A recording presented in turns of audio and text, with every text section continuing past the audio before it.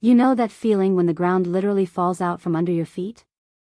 When you have everything planned out, you know what will happen tomorrow, in a month, in a year.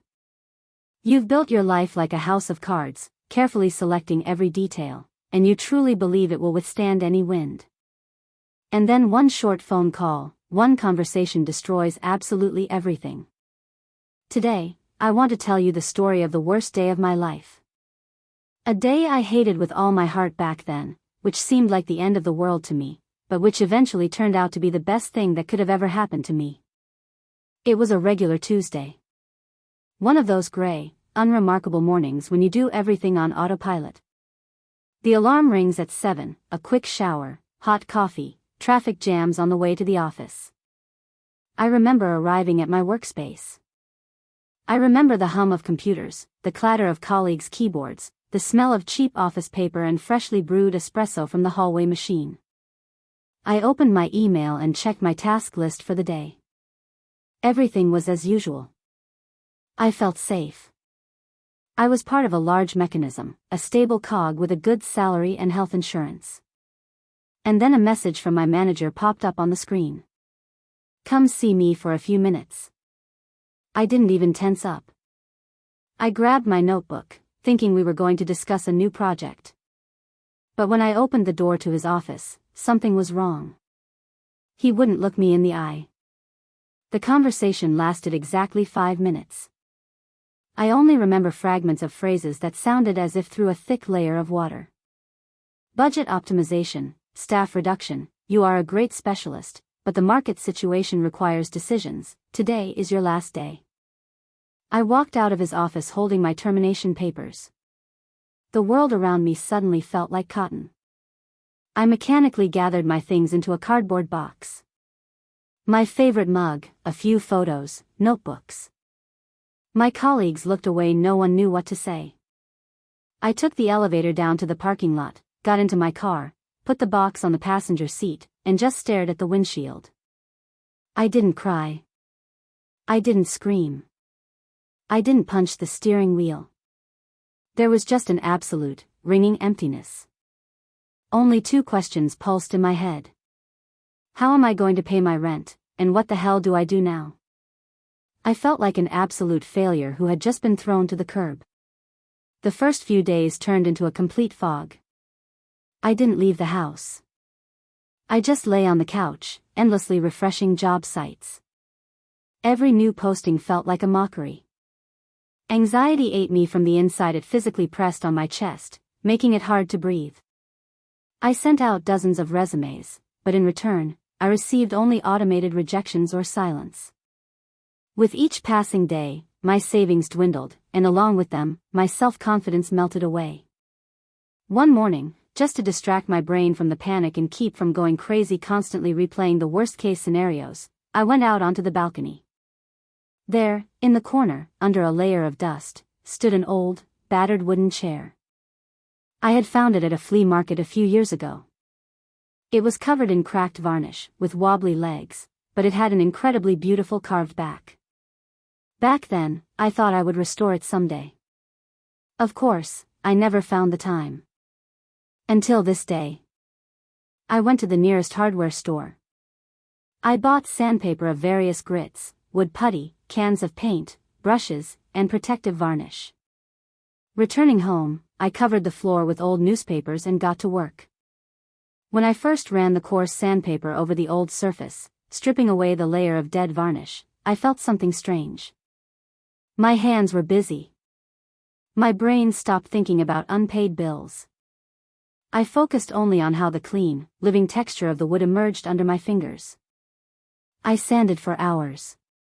My hands ached and blistered, the air was filled with fine wood dust, but this was my meditation.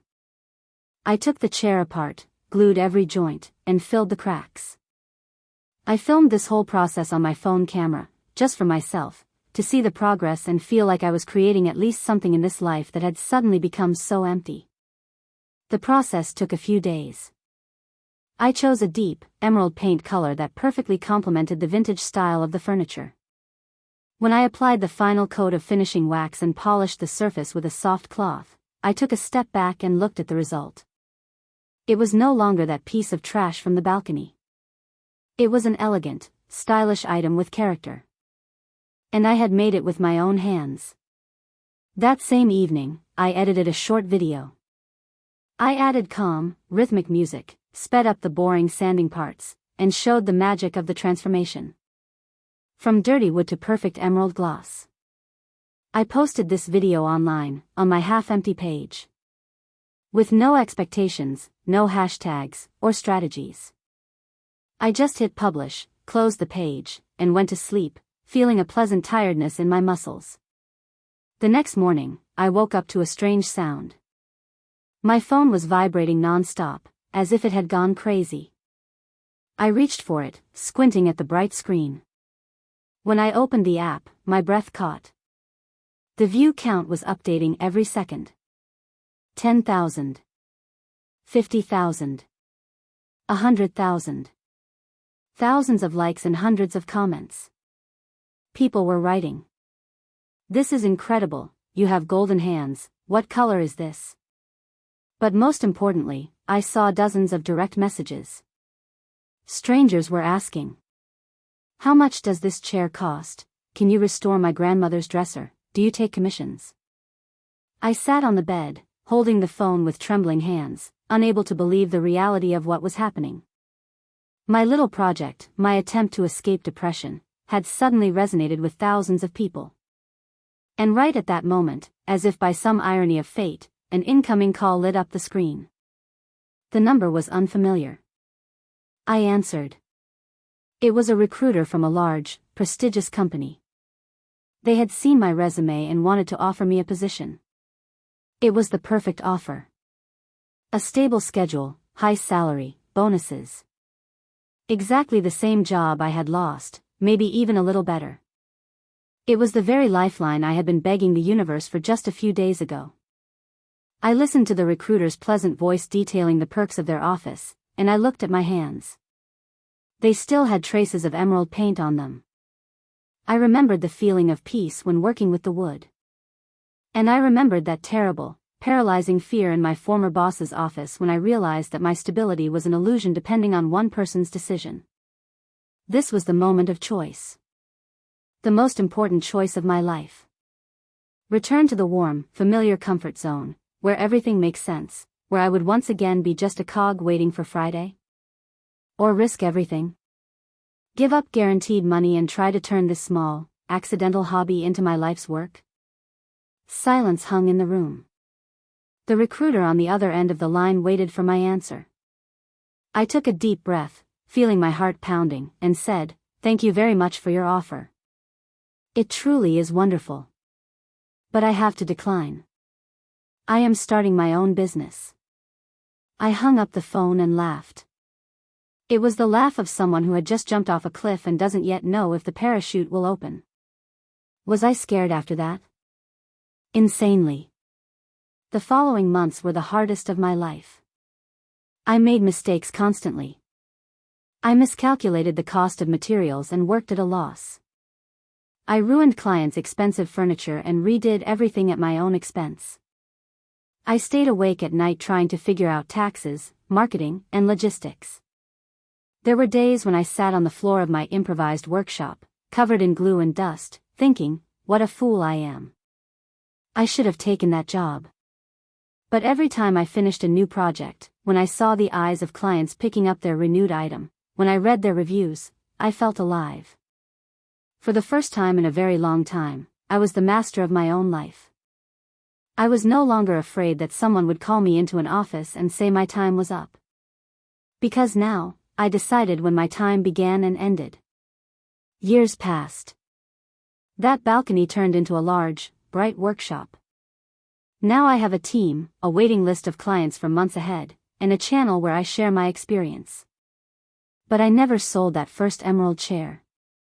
It sits in my office as a reminder. Now, looking back, I understand one incredibly important thing. The day I was fired wasn't the end. It was a kick from the universe. Sometimes we hold on so tightly to what we have, to a boring job, to toxic relationships, to a familiar but gray routine, that we simply leave no room for anything new. And then life forcibly takes away this imaginary stability. It pries our fingers open to free our hands for something much greater. So, if you are going through a dark period right now, if it seems like everything around you is collapsing and the ground is falling out from under your feet, stop for a moment. Maybe it's not a disaster. Maybe space is just being cleared for your true dream. Let it happen. Don't be afraid to pick up the sandpaper and start over with clean wood. Don't be afraid to start from scratch. Because it's exactly from scratch that the best stories sometimes begin.